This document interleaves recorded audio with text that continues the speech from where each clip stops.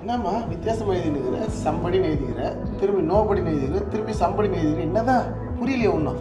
இப்போ மோசஸ் இருந்தார்ல, 40 வருஷம் அவர் தன்னையே சம்படியா நினச்சிக்கிட்டாராம். ஏன்னா பார்வோனின் அரண்மனையில் இருந்தார்ல, அவருக்கு எல்லாம் தெரியும், நான் பெரிய ஆளுன்னு நினச்சிக்கிட்டாராம். கரெக்ட். அடுத்த 40 வருஷம் ஆண்டவர் அவரை நோபடி ஆக்கிட்டாராம். வேற லெவலில் இருந்தவர் தர லெவலுக்கு ஆகிட்டாரு.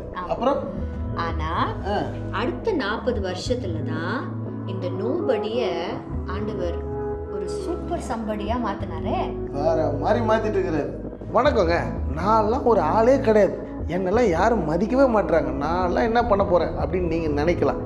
சாதாரணமாக இருக்கிற ஒரு மனுஷனை தான் கர்த்தர் உயர்த்தி வைக்கிறார். ரொம்ப அழகான வசனம் இருக்குது, சொல்லுங்களேன்.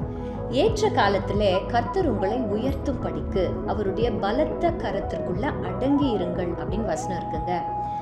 இன்னைக்கு ஒருவேளை நான் நோபடி அப்படின்னு நீங்கள் நினைக்கலாம். ஆனால் கர்த்தர் அந்த நோபடியை சம்படி கிரேட்டாக மாற்ற அவரால் முடியும். ஆனால் என்ன தெரியுமாங்க, அதுக்குன்னு ஒரு டைம் இருக்கும்.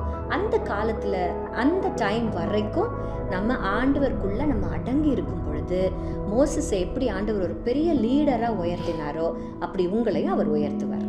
நிச்சயம் உங்களை உயர்த்துவார். Have a nice day. God bless you.